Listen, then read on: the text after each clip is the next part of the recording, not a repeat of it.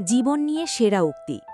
সারা জীবন গরিব থেকে যাওয়ার সবথেকে সহজ উপায় হল সব কিছুতে শতভাগ সৎ থাকা।